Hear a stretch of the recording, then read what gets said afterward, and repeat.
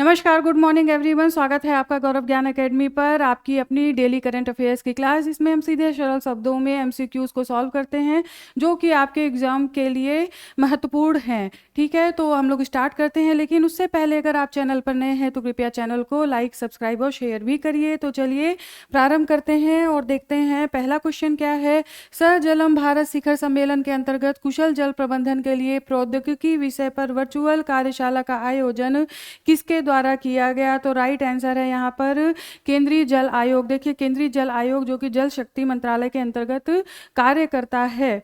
ठीक है, तो आप सबसे पहले इसके बारे में जानिए। केंद्रीय जल आयोग आखिर है क्या? देखिए, स्थापना इसकी हुई थी 1945 में। 1945 में स्थापना हुई थी। जल शक्ति मंत्रालय के अधीन कार्य करता है। इसका मुख्यालय कहाँ पर है?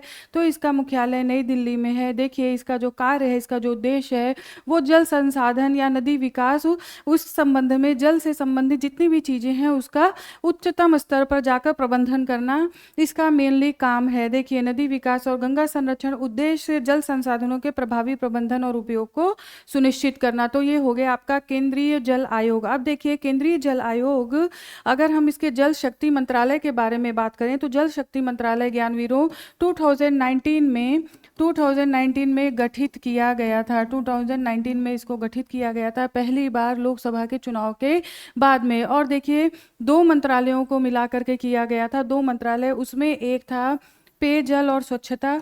ठीक है, पेयजल और स्वच्छता मंत्रालय, और दूसरा था नदी विकास जल संसाधन। ठीक है, जल संसाधन और गंगा संरक्षण मंत्रालय, ये पूरा नाम है, गंगा संरक्षण मंत्रालय। तो इन दो मंत्रालयों को मिला करके आपका जल शक्ति मंत्रालय का गठन 2019 में किया गया। तो ये पूरी स्टोरी है। आ जाइए नेक्स्ट क्वेश्चन देखते हैं। हाल ही में एशिया का सबसे बड़ा अपशिष्ट जल शोधन संयंत्र किस स्थान पर स्थापित किया जा रहा है, जिसका उद्घाटन 30 सितंबर को होगा? ठीक है, तो यहाँ पर राइट आंसर है ओखला, दिल्ली। देखिए, ये एशिया का सबसे बड़ा अपशिष्ट जल शोधन संयंत्र है जिसका उद्घाटन ज्ञानवीरों 30 सितंबर को किया जा रहा है। और ये 124 मिलियन, ठीक है, 124 मिलियन गैलन की क्षमता का अपशिष्ट प्रबंधन करेगा। तो ये इसकी पूरी स्टोरी है। आपको ध्यान रखना है, दिल्ली में ये बनाया जा रहा है, बन चुका है, उद्घाटन करना है। हाल ही में दीनदयाल लाडो लक्ष्मी योजना की शुरुआत किस राज्य में की गई है? तो राइट आंसर है यहाँ पर हरियाणा। ठीक है, हरियाणा यहाँ पर राइट आंसर है। देखिए, नायब सिंह सैनी जो यहाँ के मुख्यमंत्री हैं, उन्होंने इसकी शुरुआत की। और कहाँ से इसका उद्घाटन किया है? तो इसका उद्घाटन किया है पंचकुला से। इसका उद्घाटन किया है पंचकुला से। और देखिए, पंचकुला में से ही एक ऐप का भी लॉन्च, यहीं से इसी ऐप का लॉन्च जो है, लाडो लक्ष्मी योजना ऐप का लॉन्च किया जाएगा। अब देखिए क्या है, एक तो ये योजना 25 सितंबर से लागू होगी। 23+ आयु की महिलाओं को होगा लाभ, चाहे वो विवाहित हो या अविवाहित हो।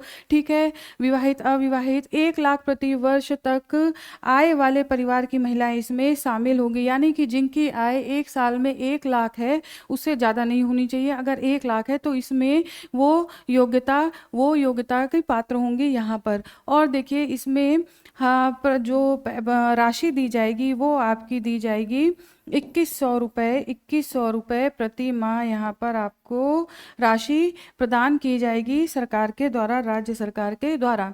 नेक्स्ट क्वेश्चन देखिए, हाल ही में विशाखापट्टनम घोषणा 2025 को किस राष्ट्रीय सम्मेलन के दौरान पारित किया गया, जिसका उद्देश्य भारत के डिजिटल परिवर्तन की नई दिशा तय करना है? तो यहाँ पर देखिए राइट आंसर है राष्ट्रीय ई गवर्नेंस सम्मेलन। देखिए, राष्ट्रीय ई गवर्नेंस सम्मेलन विशाखापट्टनम में आयोजित किया गया।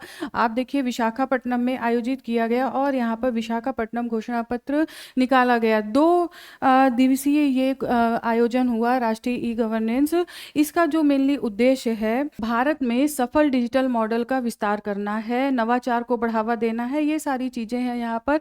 और अगर इसके में आप मंत्रालय की बात करें तो देखिए, यहाँ पर जो मंत्रालय है वो है इलेक्ट्रॉनिक्स जिसके सहयोग से इसे स्टार्ट किया गया, इसका आयोजन किया गया इलेक्ट्रॉनिक्स और सूचना प्रौद्योगिकी मंत्रालय, ठीक है, सूचना प्रौद्योगिकी मंत्रालय के द्वारा इसे आयोजित किया गया। तो ये यहाँ पर ध्यान रखना है। और विभिन्न मॉडल्स जो जगह जगह पर स्टार्ट किए गए हैं उनको पूरे देश में लागू करने का उद्देश्य है। जैसे कि आप देखिए महाराष्ट्र का एक पंचायत है रोहिणी जो कि ग्राम पंचायत है, जो कि अपने ई गवर्नेंस के लिए पुरस्कार उसने अभी जीता था। मैंने आपको इससे पहले क्लास में बताया भी था। तो ई गवर्नेंस इस मामले में उसे बताया गया कि पूरे देश में लागू किया जाए। इस तरीके से जो भी मॉडल हैं उसे पूरे देश में लागू करने की बात की गई है यहाँ विशाखापट्टनम में। तो इसका यही उद्देश्य है। आ जाइए नेक्स्ट क्वेश्चन देखते हैं। हाल ही में संचार लेखा महानियंत्रक का पदभार किसने ग्रहण किया है? तो यहाँ पर राइट आंसर है आपका वंदना गुप्ता, ठीक है, वंदना गुप्ता के द्वारा इसे प्रारंभ किया गया है। नेक्स्ट देखिए 71वां राष्ट्रीय फिल्म पुरस्कार 2025 और इसमें प्रमुख सम्मानित हस्तियां कौन कौन सी हैं, अब ये आपको जानना है। देखिए सबसे पहली बात आपको याद रखना है कि इसे नई दिल्ली में प्रदान किया गया, राष्ट्रपति द्रौपदी मुर्मू के द्वारा राष्ट्रपति भवन में इसे दिया गया। अब किसे किसे दिया गया ये देखना है, मोहनलाल, ठीक है, वेरी इंपॉर्टेंट क्वेश्चन जरूर आना है। दादा साहब फाल्के पुरस्कार घोषणा हुई थी, इनको मिला। और देखिए शाहरुख खान सर्वश्रेष्ठ अभिनेता का राष्ट्रीय पुरस्कार मिला, फिल्म का नाम है डंकी। नेक्स्ट विक्रांत मैसी सर्वश्रेष्ठ अभिनेता का राष्ट्रीय पुरस्कार, मूवी का नाम है आपका 12th फेल। रानी मुखर्जी सर्वश्रेष्ठ अभिनेत्री का पुरस्कार, film Mrs Chatterjee versus Norway. Next देखिए सर्वश्रेष्ठ हिंदी फिल्म की अगर बात की जाए तो वो है कटहल और जैक फ्रूट मिस्ट्री। नेक्स्ट देखिए द केरल स्टोरी, सुदीप्तो सेन को सर्वश्रेष्ठ निर्देशन के लिए ये पुरस्कार प्रदान किया गया। देखिए इससे ज़्यादा राष्ट्रीय फिल्म पुरस्कार में बहुत मुश्किल है कुछ पूछा जाए। ये जितने अगर 5 आपको पॉइंट्स दिए गए इसमें जितने भी फैक्ट हैं ये इंपॉर्टेंट है, तो आपको ये ध्यान रखना है, ये मोस्ट इंपॉर्टेंट फैक्ट हैं। यहाँ से क्वेश्चन निश्चित आएगा, आप लिख के रख लीजिए। नेक्स्ट देखिए हाल ही में किस राज्य की रियल एस्टेट रेगुलेटरी अथॉरिटी ने पूरी तरह से ई कोड प्रणाली लागू की है? तो राइट आंसर है यहाँ पर उत्तर प्रदेश यूपी रेरा के द्वारा ये प्रणाली लागू की गई है, आपको ध्यान रखना है। नेक्स्ट देखिए भारत ब्रिटेन एफटीए में महत्वपूर्ण भूमिका निभाने के लिए किसे लिविंग ब्रिज सम्मान से सम्मानित किया गया है? तो राइट आंसर है यहाँ पर कीर स्टारमर ब्रिटेन के प्रधानमंत्री, जिनको ये पुरस्कार लिविंग ब्रिज सम्मान दिया गया है। इसके अलावा देखिए भारतीय ब्रिटेन से संबंधित हिंदुजा ग्रुप के ठीक है, हिंदुजा ग्रुप के मालिक को भी ये सम्मान दिया गया है, लिविंग ब्रिज सम्मान। और ये किस लिए दिया जाता है?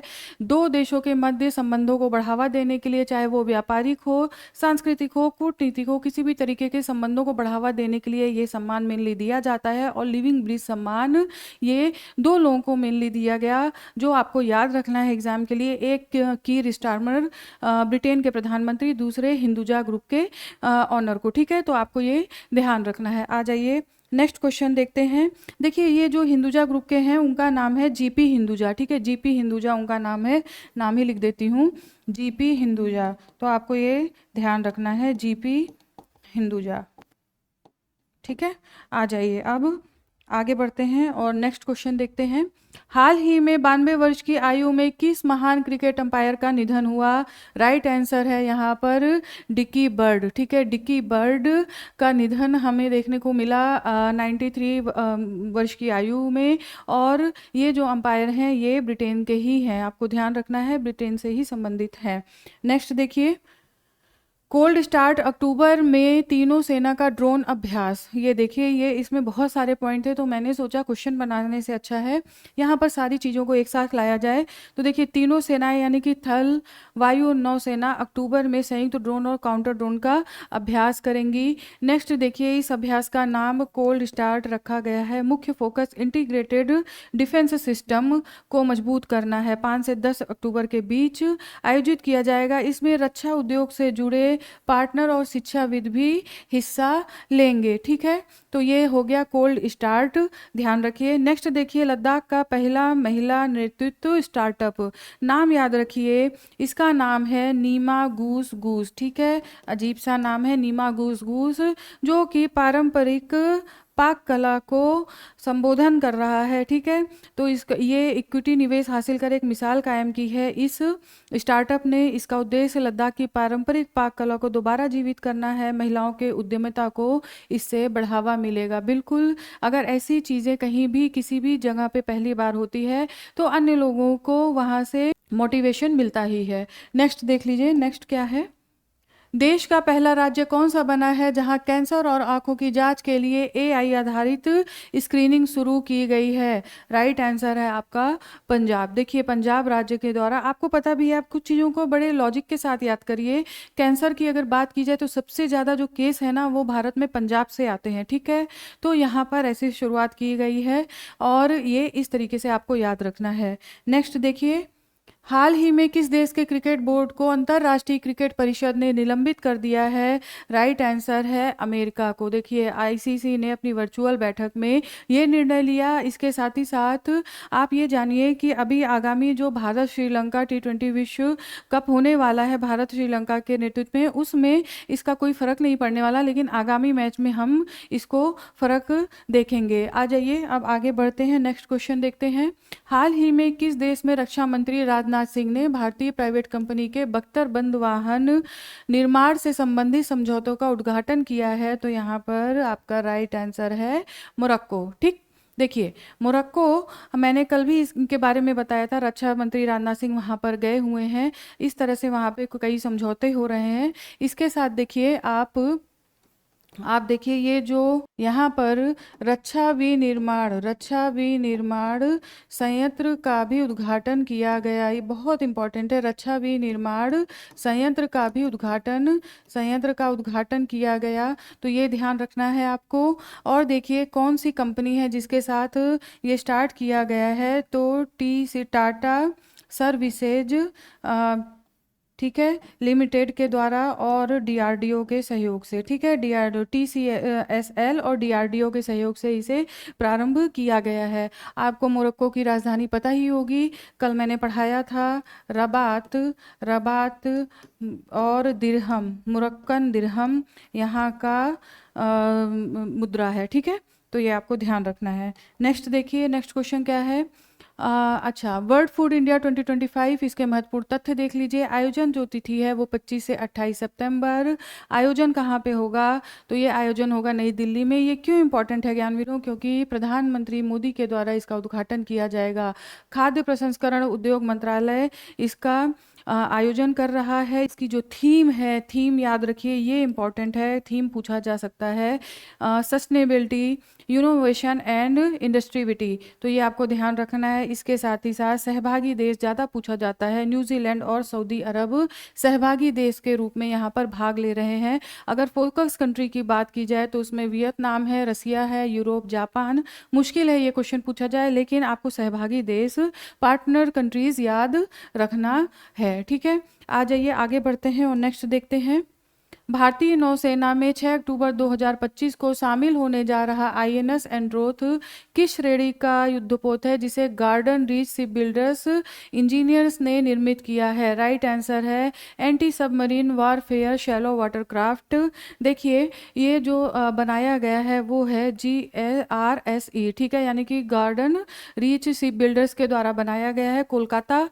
इसके साथ ही साथ आप देखिए, इसके साथ ही साथ ये जो नाम रखा हुआ है वो लक्षद्वीप के एक द्वीप के नाम पर ही रखा गया है, एंड्रोथ। ठीक है, एक द्वीप के नाम पर ही ये नाम एंड्रोथ रखा गया है, तो आपको इसको ध्यान रखना है।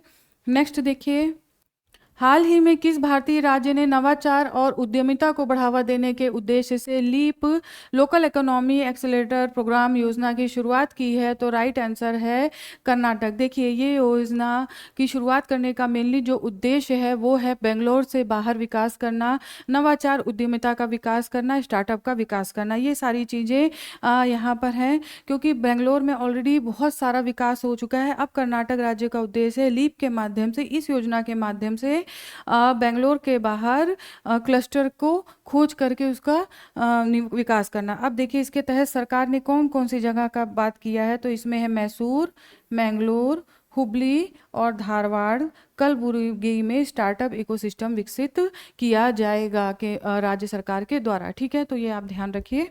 नेक्स्ट देख लीजिए, 1 अक्टूबर 2025 से कौन सा देश विश्व भर के युवा स्टेम पेशेवरों को आकर्षित करने के लिए नया के वीज़ा लॉन्च करने जा रहा है?